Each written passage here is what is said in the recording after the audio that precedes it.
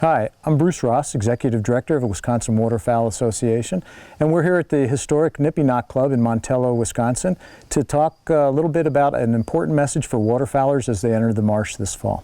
I'm here with Chris Hamerla from Golden Sands. Chris, what can you tell us about what waterfowlers should be doing and thinking about when it comes to the spread of invasive species? Sure, thanks Bruce.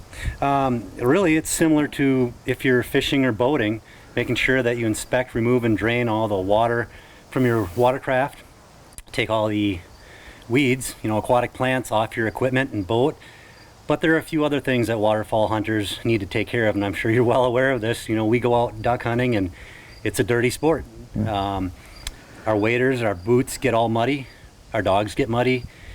So taking the time that when we're picking up our decoys, even though it might be a cold day and we're running late, taking the time to make sure all the water's drained out of the decoy, making sure there's no plant material or weeds draped on the anchor, no mud on there. There can be seeds and small snails in the mud. Your decoy bags, if you're picking decoys up and you're in the marsh and you're putting them in your decoy bag right away, there can be a lot of stuff on that decoy bag. We understand that waterfowl hunters are going to do the best that they can. You can't get everything off, but all that big noticeable vegetation, mud, needs to come off of there. Other things to think about are the push poles that we're using in shallow, muddy waters, making sure we have all the weeds taken off of there, all the mud cleaned off, drained off. Remembering to pull that plug out of our boat, if you're using a boat, or tip your kayak or your canoe over just to get that water out. And finally, things like our dogs, right? They're doing all the dirty work out there for us. Well, I remember when my dog, Tar, now 12 years old, she may be past her last waterfowling season, but when she was in her prime, she was into, over, and through everything, and she brought half the marsh back with her, including the duck that she was going after. So I can hear what you're saying. Yeah.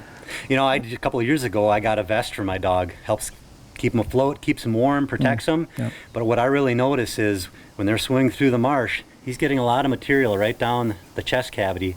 So taking time to clean those off too is just as important. Well, Wisconsin waterfowl is all about habitat restoration and making sure that we're taking care of the marsh.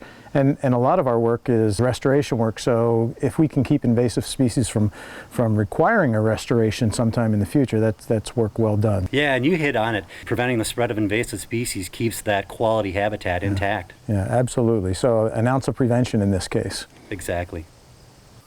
As you're coming out of the marsh after a waterfowl hunt, you might see some DNR staff and maybe some partners there to help you clean off your watercraft, to inspect, remove, and drain your watercraft before you tow it away. And they might have some tools there for you to help you remember and to help you do the job.